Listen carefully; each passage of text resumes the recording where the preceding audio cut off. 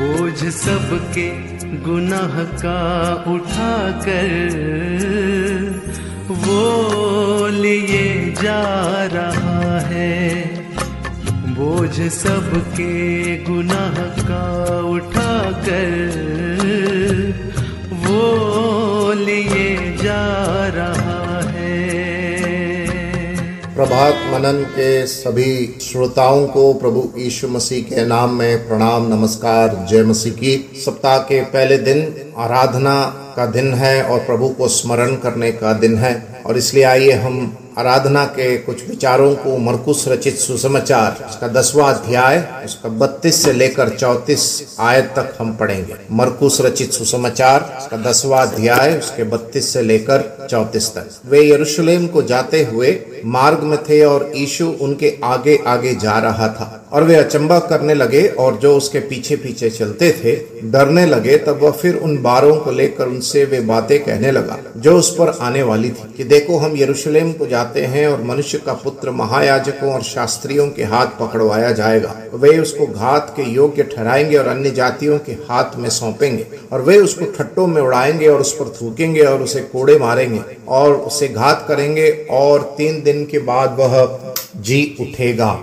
परमेश्वर के वचन के पढ़े जाने पर परमेश्वर हमें आशीष दे। 32वें आयत में हमारे प्रभु यीशु मसीह अपने भविष्य में होने वाले उनके बहुत ही पीड़ामय मृत्यु के बारे में इस बात को जानते हुए भी हम इस प्रकार पढ़ते हैं कि वे यरूशलेम को जाते हुए मार्ग में थे और यीशु उनके आगे आगे जा रहा था। प्रभु यीशु मसीह इस बात को जानते हुए कि वह पकड़वाया जाएगा महायाजकों और शास्त्रियों के हाथ से, और उसे घात के योग्य ठहराएंगे, उसको अन्य जातियों के हाथ में सौंपेंगे और उसे ठट्टों में उड़ाएंगे और उस पर थूकेंगे और उसे कोड़े मारेंगे और उसे घात करेंगे। ये सारी बातें जब 33 और 34वें आयत में जैसे हम पढ़ते हैं, प्रभु यीशु मसीह के बहुत ही क्रूर मृत्यु जो थोड़े समय के बाद ही होने वाला था, इस बात को जानते हुए भी हम 32वें आयत में पढ़ते हैं कि यीशु उनके आगे आगे जा रहा था।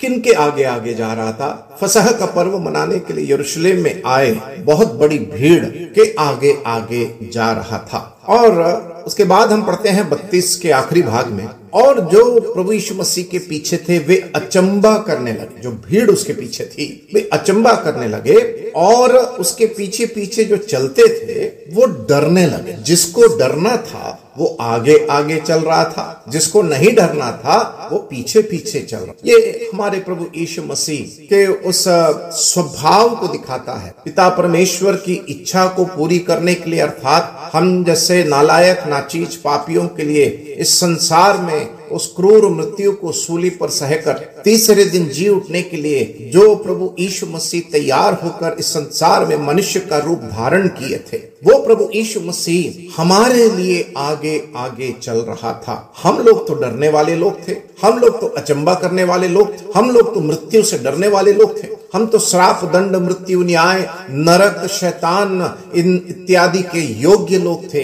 लेकिन हमें बचाने के लिए, हमें उस अनंत जीवन देने के लिए, हमें स्वर्ग का अधिकारी और स्वर्गीय आशीषों का भागीदार बनाने के लिए प्रभु यीशु मसीह आगे आगे चल रहा था। और उसके बाद 32 के आखिरी भाग में जब हम पढ़ते हैं, तब वह फिर उन 12 को लेकर उनसे बातें कहने लगा जो उस पर आने वाले थे। सबसे पहले भीड़ के आगे आगे चल रहा था, भीड़ अचंभा होने लगी, भीड़ डरने लगी, और उसके बाद प्रभु यीशु मसीह अपने 12 शागिर्दों को वो लेते हैं और उस पर आने वाली पीड़ा के संबंध में उनको सिखाने लगा। और वो कहने लगा कि देखो, यरूशलेम को हम जाते हैं और मनुष्य का पुत्र किस प्रकार महायाजकों और शास्त्रियों के हाथ पकड़वाया जाए। भविष्य में उसके मृत्यु संबंधित उस बारीकी सारे व्यापक विवरण को प्रभु यीशु मसीह अच्छी तरह जानते थे, और इसीलिए पुराने नियम में ही भविष्यद्वक्ताओं ने उस प्रकार की क्रूर मृत्यु की भविष्यवाणी कर दी थी। और प्रभु यीशु मसीह उस भविष्यवाणी के आधार पर उस मृत्यु को सहने के लिए, मृत्यु तक आज्ञाकारी रहने के लिए वो आगे आगे चल रहा था। आइए हम इब्रानियों की पत्री उसका 10वां अध्याय उसके 19वें आयत में हम इस प्रकार पढ़ते हैं, सो हे भाइयों,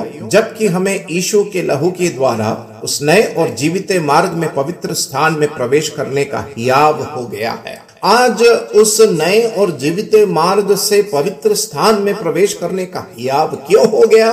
क्योंकि प्रभु यीशु मसीह हमारे लिए आगे आगे चल रहा था। हम लोग जो डरने वाले लोग थे, भयभीत थे, बिन आशा रहित थे, हमारे आगे आगे यीशु मसीह उस नए और जीवित मार्ग से पवित्र स्थान में प्रवेश कराने के वो यीशु मसीह वो आगे आगे चल रहा था। और आज हमें उस स्थान अनुग्रह का सिंहासन तक हमें पहुंच इसलिए है क्योंकि वो हमारे आगे आगे उस मृत्यु को सहने के लिए वो चल पड़ा, निकल पड़ा और उस मृत्यु को सहकर, मृत्यु तक आज्ञाकारी रहकर वो जो हमारे लिए क्रूर मृत्यु सहा महायाजकों और शास्त्रियों के हाथ में। प्यारों, मेरी आवाज को सुनने वाले भाइयों बहनों, वो प्रभु सब कुछ हमारे लिए, हमारे उद्धार के लिए, प्राणों का उद्धार के लिए, हमारे मुक्ति के लिए वो उस क्रूस पर उस क्रूर निंदनात्मक मृत्यु सहकर उसको गाड़ा गया, वो तीसरे दिन जी उठा। आज हम जीवित प्रभु यीशु मसीह की आराधना करते हैं। आइए हम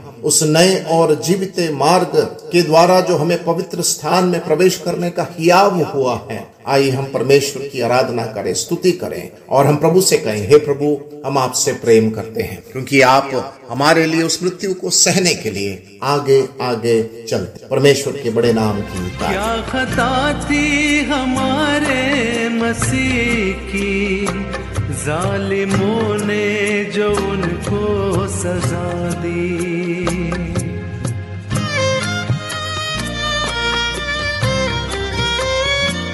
क्या खता थी हमारे मसीह की, जालिमों ने जो उनको सजा दी। ठोक दी उसके हाथों में कीले, फिर भी यीशु ने उनको दुआ दी। ठोक दी उसके हाथों में कीले, फिर भी यीशु ने उनको दुआ दी।